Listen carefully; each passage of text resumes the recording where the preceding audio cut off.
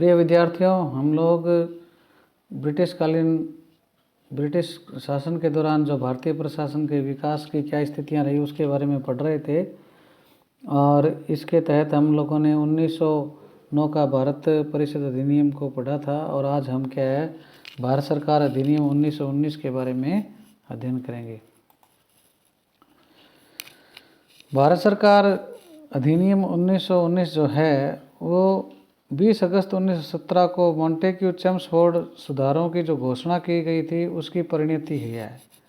अर्थात Montagu Chelmsford के जो सुधारों की घोषणा थी उन्हीं को क्या है, अधिनियम का फिर क्या है रूप दिया गया, जो क्या कहलाता है, भारतीय सरकार अधिनियम 1919 कहलाता है। और इस अधिनियम के पारित होने के समय क्या है, मॉन्टेग्यू जो थे वो क्या भारत सचिव थे और चेम्सफोर्ड क्या थे, वायसराय थे।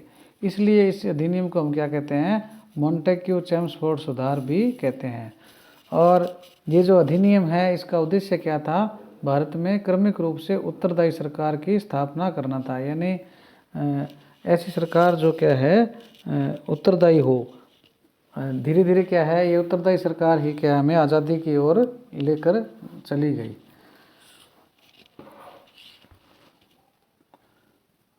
इसके जो प्रमुख प्रावधान हैं उसके हम देख लेते हैं थोड़ा सा।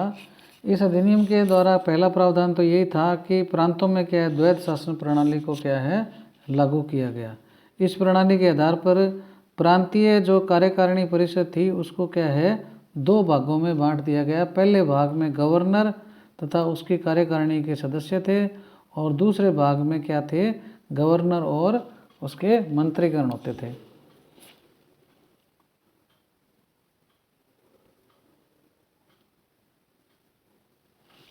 दूसरा प्रावधान जो ये था कि प्रांतीय विषयों को क्या है, दो भागों में बांटा गया। एक तो आरक्षित विषय और दूसरा क्या है, हस्तांतरित विषय। आरक्षित विषयों में क्या है, सभी महत्वपूर्ण विषय थे, जैसे कानून व्यवस्था और वित्त, ये सब शामिल थे। जबकि हस्तांतरित विषय जो थे उसमें क्या है, शिक्षा, स्वास्थ्य, स्थानीय शासन, उद्योग, कृषि, आबकारी आदि विषय क्या है शामिल थे। तो प्रांतीय विषय जो थे उनको क्या है दो भागों में विभाजित किया था। एक तो आरक्षित विषय और दूसरा क्या है, हस्तांतरित विषय। आरक्षित विषय बहुत महत्वपूर्ण थे, जो कानून व्यवस्था और वित्त व्यवस्था से जुड़े हुए थे, जबकि हस्तांतरित विषय थे वो शिक्षा, स्वास्थ्य, स्थानीय शासन, उद्योग इनसे संबंधित थे। आरक्षित विषयों का जो शासन था वो गवर्नर अपनी कार्यकारी परिषद की सलाह से तथा हस्तांतरित विषयों का क्या है, भारतीय मंत्रियों की सलाह से करता था। जैसा कि हमने देखा अभी पहले जो अनुशंसा थी उसके अंदर कि प्रांतीय कार्यकारिणी जो परिषद है उसको दो भागों में बांट दिया था। पहले भाग में क्या है, गवर्नर और उसकी कार्यकारिणी, और दूसरा जो भाग था गवर्नर और उसके मंत्रीगण। तो ये जो आरक्षित विषय हैं उनका शासन जो है वो गवर्नर अपनी कार्यकारी परिषद के माध्यम से करता था। जो पहला भाग था इसको क्या है, ये जो पहला भाग है इसको क्या है, आरक्षित विषयों को करने का जिम्मा था। और जो दूसरा भाग है गवर्नर और उसके मंत्री जो है वो क्या है, हस्तांतरित विषयों को क्या है संपन्न करते थे। तो इस प्रकार से क्या है, ये एक द्वैध शासन प्रणाली कहलाती है। यानी प्रांत जो थे, प्रांतों में क्या है दोहरा सिस्टम था। हस्तांतरित और आरक्षित विषय बना दिए गए थे और हस्तांतरित और आरक्षित विषयों का शासन या उनके बागडोर या उनको संचालित करने के लिए दो प्रकार की कार्यकारिणी परिषद क्या है इसमें बना गई थी अलग अलग। तो ये क्या है, एक द्वैध शासन प्रणाली कहलाते हैं, इसको डायआर्की भी कहते हैं। तो ये इसकी एक द्वैध शासन प्रणाली जो है, ये 1919 का जो गवर्नमेंट ऑफ इंडिया एक्ट है, भारत सरकार जो अधिनियम है, ये इसकी खास विशेषता है। इसके पश्चात क्या है, अगली जो इसमें मतलब जो प्रावधान है वो है कि राज्य के मंत्री जो थे वो व्यवस्थापिका के प्रति उत्तरदायी थे। यदि व्यवस्थापिका उनके विरुद्ध अविश्वास प्रस्ताव पारित कर दे तो उन्हें त्यागपत्र देना पड़ता था। जबकि गवर्नर की जो कार्यकारी परिषद के सदस्य थे वो क्या है, व्यवस्थापिका के प्रति उत्तरदायी नहीं थे। तो जो आरक्षित विषय थे वो क्या है गवर्नर और उसकी कार्यकारी परिषद संपन्न करती थी।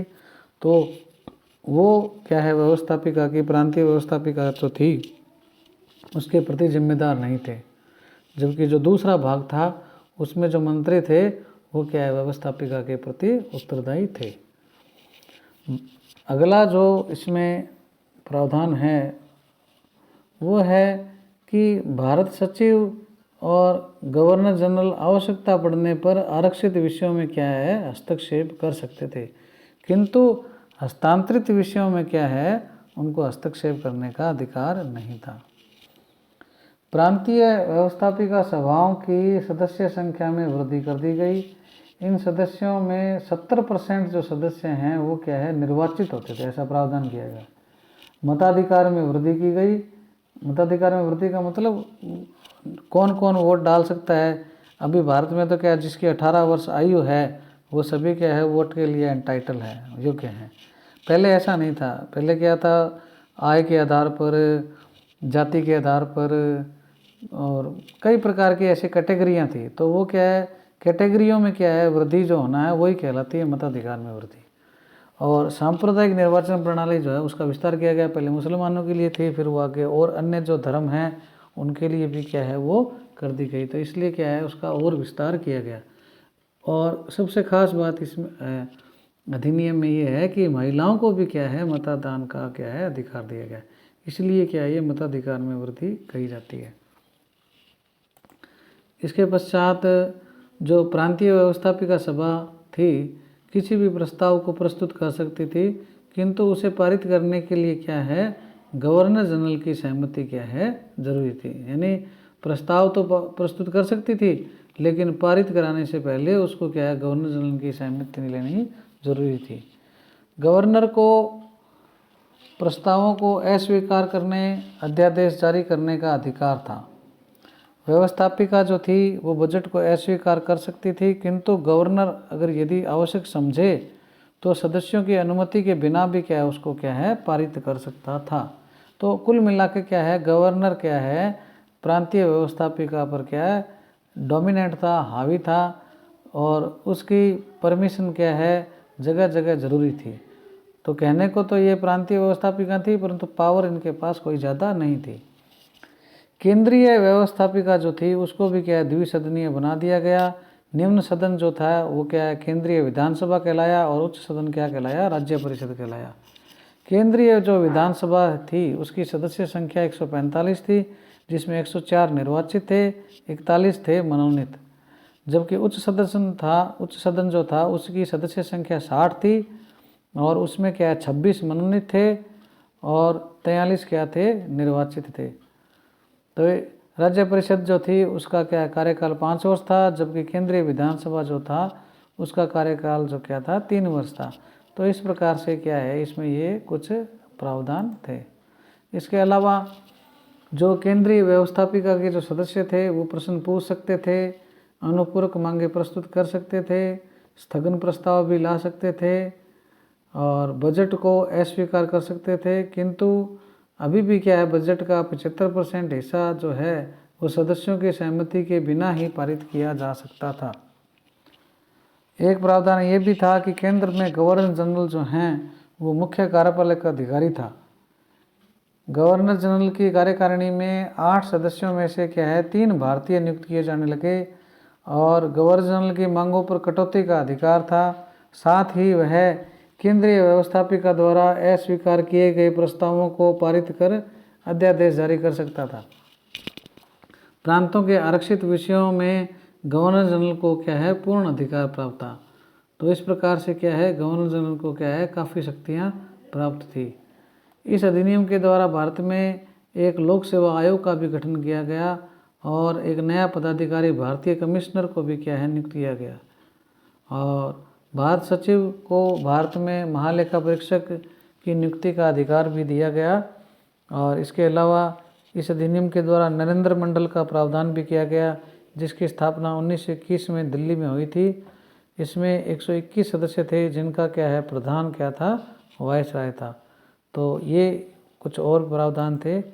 अब यदि हम इसका मूल्यांकन करें तो देखने पर आता है कि इसमें एक तो क्या है मताधिकार बहुत सीमित था, यानी सभी लोगों को मत देने का अधिकार नहीं था। गवर्नर और उस गवर्नर जनरल को क्या निरंकुश शक्तियाँ प्राप्त थी। सांप्रदायिक निर्वाचन जो था उसको क्या है बढ़ा दिया गया था। इससे क्या है भारतीय जनता में क्या है विभाजन को बढ़ावा मिला। उत्तरदायी जो सरकार थी वो वास्तव में उसकी स्थापना नहीं हो पाई थी, जैसा कि हमने शुरू में उसकी पृष्ठभूमि पढ़ा कि उत्तरदायी सरकार की स्थापना इसका उद्देश्य था, लेकिन वो वास्तव में नहीं हो पाई। कांग्रेस ने इस अधिनियम को निराशाजनक, अनुत्तरदायीपूर्ण बताया और इसे क्या है अस्वीकार कर दिया। उपरोक्त जो ये कमियां थी उसके बावजूद भी क्या है 1919 का जो अधिनियम है वो उत्तरदायी शासन की ओर एक क्या है बड़ा कदम माना जाता है।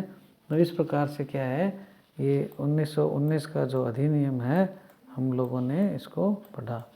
आपको इससे संबंधित किसी भी प्रकार की कोई जिज्ञासा और कोई जानकारी की आवश्यकता हो तो आप मुझसे क्या है व्हाट्सएप के माध्यम से संपर्क कर सकते हैं।